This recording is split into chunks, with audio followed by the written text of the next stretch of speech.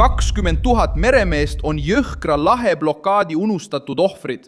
Hormuzi väina halvav kriis on jätnud laevad seisma, meeskonnad kurnatuks ja ühe maailma tähtsaima kaubateekonna häireseisundisse. Esmaspäeval 2026. aasta 27. aprillil jõudis ummikseis kriitilisse punkti. Umbes 20 000 meremeest on endiselt mõjutatud Pärsia lahe piirkonnas, samal ajal kui kaubalaevad seisavad silmitsi hirmu, viivituste, rünnakute ohu, meeskondade vahetuse puudumise ja ebakindlusega selle üle, millal nad sealt lahkuda saavad. Rahvusvaheline merendusorganisatsioon kinnitab, et lisaks sadama töötajatele ja avamere meeskondadele mõjutab kriis ka Hormuzi ümbruses tegutsevaid inimesi. Ma räägin sulle sellest kõigest kohe, aga praegu tahad sa kindlasti kanalile tellijaks hakata, et olla hästi informeeritud. Reaalajas info, parima ajakirjandusliku kvaliteediga, mida nähtud, usaldusväärsuse standard, mils on alves. See, mis toimub, on lihtne mõista, kuid selle tõsidust on raske hinnata. Mehed ja naised, kes veavad naftat, gaasi, toitu, tööstuskaupu ja olulisi tooteid, on jäänud lõksu vaidlusesse, mis ei alanud nendega, kuid langes nende peale.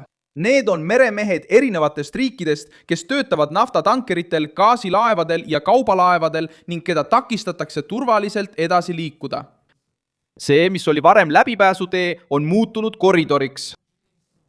Iga seisva päevaga kasvab nii füüsiline kui ka emotsionaalne kurnatus. Iga kord, kui tuleb uudis kinnipidamisest, miinist, droonist või ümbersuunatud laevast, kasvab merelolijate seas mahajäetuse tunne. Peasekretär Arsenio Dominguez keskendus kriisi inimlikule küljele. Sest numbrite taga on meeskonnad, kellel puudub kontroll sõja üle, kes ei saa otsustada, millal nad koju naasevad ja kellel pole mingit garantiid, et järgmine samm merel on turvaline. Hormuzi väin on üks maailma tundlikumaid punkte, sest see ühendab Pärsia lahte Araabia merega ja kannab suurt osa ülemaailmsest energiavoolust. Tavaliselt liigub umbes 1/5 maailma naftast ja veeldatud maagaasist mööda seda teed, kuid nüüd on sellest läbipääsust saanud erand. Blokaad muutus veelgi tugevamaks pärast seda, kui Ameerika Ühendriigid hakkasid Iraani toodete transpordiga seotud laevu ümber suunama. Reutersi andmetel on Hormuzi väinas liiklus endiselt tunduvalt alla tavapärase taseme. Viimase 24 tunni jooksul on väina ületanud vähemalt 7 laeva, mis on väga väike osa võrreldes varasema keskmisega, kui enne sõja algust 28. veebruaril toimus päevas umbes 140 ületust. Sama uurimine teatas, et Ameerika Ühendriikide keskväe juhatus on alates 13. aprillil Iraani vastu kehtestatud blokaadist alates juba ümber suunanud 37 laeva. Meremehed jäi 2 surve vahele. Ühelt poolt süüdistab Washington Iraani režiimi varilaevastiku kasutamises, et jätkata nafta, gaasi ja nende derivaatide müüki isegi sanktsioonide all. Teiselt poolt jäävad tsiviilmeeskonnad seisma, ümbritsetuna sõjalisest ohust, samal ajal kui laevu uuritakse, peetakse kinni või saadetakse tagasi. Ameerika Ühendriikide surve on suunatud rahale, mis toetab Teherani, kuid vahetu mõju tabab ka töötajaid, kes elavad laevadel suletuna, sageli perest kaugel, ilma selge tähtajata ohtlikust tsoonist lahkumiseks. Nädalavahetusel leidis kriis Araabia merel aset veel ühe otsese sündmuse näol. Ameerika Ühendriikide keskväe juhatus pidas kinni kaubalaeva Sevan, mida peetakse osaks 19 laevast koosnevast varilaevastikust, mis Ameerika sõjaväelaste sõnul vedas Iraani naftat ja gaasitooteid välisturgudele. Reuters teatas, et laev peeti kinni Ameerika Ühendriikide mereväe helikopteri poolt, mis startis hävitajalt USS Pinckney ning hakkas seejärel täitma käsku pöörduda tagasi Iraani poole eskordi saatel. Sevani kinnipidamine ei olnud üksik juhtum. See kuulus niinimetatud operatsiooni majanduslik raev alla, mida Washington kasutas Iraani energiatulude vastu surve suurendamiseks. Ameerika Ühendriikide rahandusministeerium teatas 24. aprillil sanktsioonidest Hiina rafineerimistehase Hengli Petrochemical Dalian vastu. Lisaks Iraani nafta, veedelgaasi ja teiste toodete transpordiga seotud laevadele ja ettevõtetele. Rahandusministeeriumi sõnul ostavad Hiinas sõltumatud rafineerimistehased suurema osa Iraani toornaftast ning on režiimi ja selle relvajõudude jaoks eluliselt tähtis rahastamisallikas. Ameerika Ühendriikide rahandusministeerium väidab samuti, et 19 paralleelse laevastiku laeva on saanud sanktsioonid, kuna nad on vedanud miljardite dollarite väärtuses Iraani toornaftat, vedelgaasi ja naftakeemiatoodete välisturgudele. Nende hulgas on ka Sevan ise, kes on seotud Iraani propaani ja butaani transpordiga Bangladeshi ajavahemikus augustist novembrini 2025. See punkt näitab, miks Washington karmistas kontrolli. Pealetung ei sihi mitte ainult merel olevaid laevu, vaid kogu võrgustikku, mis ostab, transpordib, varjab ja müüb edasi Iraani energiat.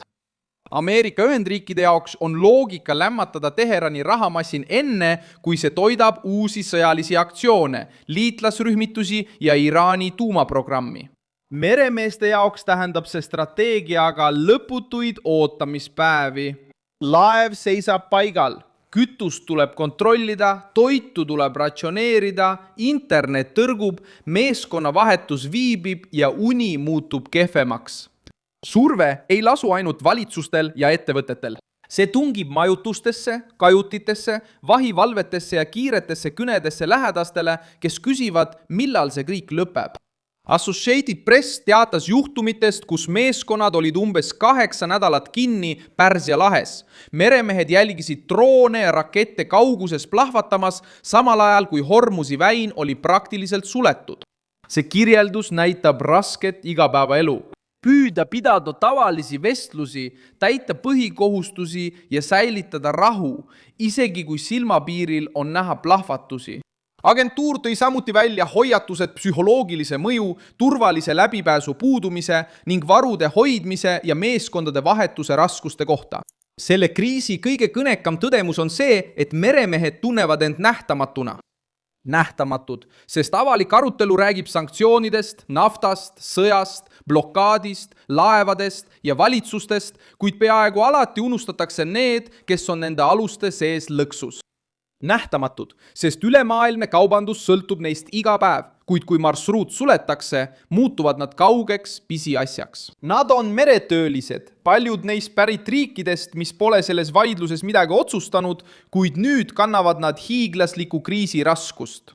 Hormuzi hirm ei seisne ainult otsese rünnaku ohus, vaid ka ebakindluses. Kapten ei tea, kas ta saab loa läbimiseks. Meeskond ei tea, kas marsruut on vaba. Ettevõte ei tea, kas kindlustus katab järgmise lõigu. Turg ei tea, kas nafta jõuab sihtkohta. Ja pered ei tea, millal nende lähedased maabuvad. See kõik kokku moodustab vaikse, kuid tugeva surve. Pärsia lahe jõhker blokaad ei peata ainult laevu, see halvab ka inimeste elu. Olukord ohustab ka merendussektori tulevikku. Kui ametit hakatakse nägema kui tegevust, kus töötaja võib jääda nädalateks sõjatsooni lõksu ilma selge kaitse ja lahkumistähtajata, võib järgmine põlvkond sellest karjäärist eemale hoida. Rahvusvaheline merendusorganisatsioon on juba väljendanud muret meeskondade turvalisuse ja heaolu pärast, seades humanitaarküsimused isegi kaubanduse katkemisest kõrgemale. Valge Maja ja Rahandusministeerium käsitlevad seda pealetungi kui viisi, kuidas kärpida Iraani režiimi rahastust. Väidetakse, et neil on energiamüük, millega toetada agressiooni Lähis-Idas ja tuumaambitsioone. Selles punktis tuleb operatsioon majanduslik raev mängu kui otsene sõnum. Laev laeva haaval, ettevõtte haaval, ostja haaval tahavad Ameerika Ühendriigid sulgeda Iraani rahastamiskanalid. Iraan jääb süüdistuste keskmesse, püüdes hoida oma energiasüsteemi töös isegi surve all. Paralleelne laevastik on selles pingutuses määrava tähtsusega, kasutades laevu, mis muudavad marsruute, varjavad lasti päritolu, teevad merel ümberlaadimisi ja otsivad ostjaid Aasias. Seetõttu tabas uus sanktsioonide voor rafineerimistehaseid, transpordiettevõtteid ja konkreetseid laevu. Washingtoni jaoks ei piisa sadama blokeerimisest, tuleb kogu võrgustik välja kuivatada. Neile, kes on pardal, suurendab iga uus sõjaline tegevus aga tunnet, et meri on muutunud lõksuks. Hormuzi kriisil on seega nägu, mida ei saa eirata. See ei ole ainult Teherani, Washingtoni ega energiaturgude nägu. See on väsinud meremeeste nägu, meeste ja naiste nägu, kes hoiavad maailma varustatuna ja ootavad nüüd turvalist väljapääsu. Nemad ei kontrolli sanktsioone, ei pea läbirääkimisi ega juhi hävitajaid, kuid nemad maksavad ummikseisu otsest hinda. Lõppkokkuvõttes on sõda jätnud 20 000 meremeest Pärsia lahes lõksu või mõjutanud neid, sest blokaad on peatanud ühe maailma tähtsamaid mereteid, samal ajal kui tsiviilmeeskonnad on jätkuvalt surve all. Unustatud, haavatavad ja ootavad, et turvalisus taastuks enne, kui inimlik hind veelgi suuremaks muutub. Pane sellele videole like, telli kanal ja vaata lõpus kommentaare, et olla Milson Alvese kogukonnaga veelgi rohkem seotud.